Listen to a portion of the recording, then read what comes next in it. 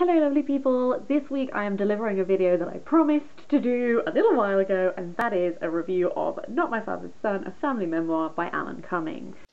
Sophie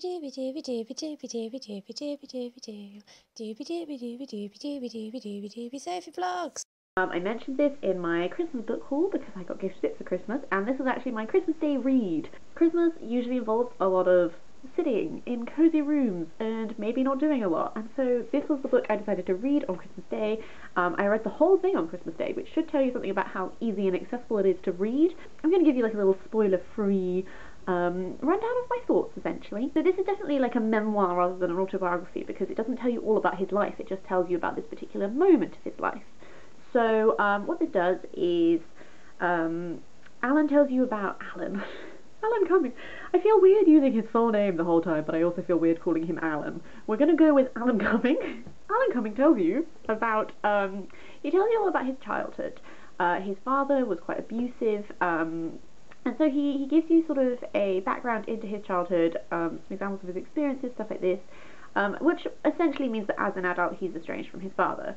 What happens one day is that he receives a phone call from his father, which essentially just like flips his world upside down. And it's like a big thing to process and deal with and then explore further. At the same time as that phone call happens, this is when Alan Cumming was doing his Who Do You Think You Are episode, and he was tracing, if I remember rightly, his mother's father. So after World War II, his mother's father moved to a different country, and then sort of she just never saw him again. She doesn't really know what he was doing. She just knows the details of his death. So what the Who Do You Think You Are episode was looking at was finding out what happened to him, that sort of thing. What happens as this memoir goes on is the story of what Alan is going through, and what the bombshell his father dropped, and that processing and all that sort of topic weirdly mimics some stuff that they're uncovering on this TV show. And it's one of those things which just happens sometimes where you're just like, how has this happened exactly at these points so that there is such a paralleling? So narratively, the memoir sort of has then and now. So then chapters take you from his childhood to sort of his young adulthood, that sort of thing, and then now chapters are taking you from him in the moment, discovering this news, filming the show, that sort of thing. So you get like an alternation between going back and then going forward. So going back gives you more depth into understanding the relationship that Alan has with his father and why he doesn't really have this relationship with his father. I'm finding it a struggle to discuss the themes and stuff of this book without giving you spoilers, because I don't want to spoil someone's life, which is a weird thing to say. Going on this journey without knowing anything was quite effective, because I didn't go in with any preconceived notions. I just knew that it was supposed to be a really good autobiography. And so then as these revelations come out, as these realizations come out, and he's muddling through it and you're muddling through it, and I think it did a really good job of really showing you where he was at in his emotional state. And I thought the writing was very accessible. I thought it was very enjoyable to read. The tone was good, and I just feel like it was really effective in what it set out to do. And it's a memoir that was not easy to read at times because, you know, he did undergo abuse as a child.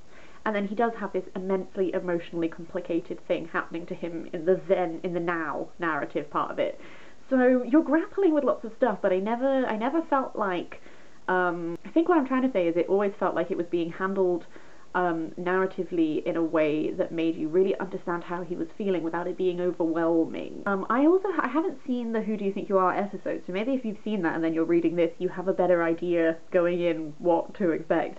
But I found reading the parts about discovering what his ancestors' life was like was very interesting and very, I think there was a real compassion there in telling that story, because it can be easy to tell the story of essentially the guy who abandoned his mum, like, you know, the dad who wasn't there for his mum, if you will. Abandoned, maybe too strong a word, I don't know. God, I'm stumbling on this one. I just mean, there was a real compassion for what this man must have been going through, because what this man was going through was so emotionally complicated and that sort of thing. And I don't know, just the journey of reading this book was very touching, whilst also being highly engaging. I really didn't want to put it down. Like, everyone's trying to be really sociable at Christmas. Well, no, everyone was like smushed out on a sofa because they ate too much food, and they're all like snoozing and watching TV, and here I am like devouring this book like, oh my god, what is happening now? So I feel like this has been a ramble. I'm going to draw it to a close now before I make even more of a fool of myself. I will just say, this is as good as you've heard it is. This is a engaging and compassionate look at the paralleling lives of 2 men. 3 men. A bunch of men. So, if you've been meaning to check this out, I would highly recommend this. If you're looking for a straight up, what has Alan Cumming done in his life from start to finish, this is not the book for you. This does not give you just like, here is everything that ever happened in his life, but it gives you a very compelling and engaging snapshot into it. And I highly enjoyed reading it, and I will definitely be going on my autobiography shelf, and I'll be lending it out to a whole bunch of people. I'm going to stop now before this turns into even more of a rambly mess. If you've read this, I'd love to know your thoughts. If you haven't read this but have recommendations, I would also love to hear those.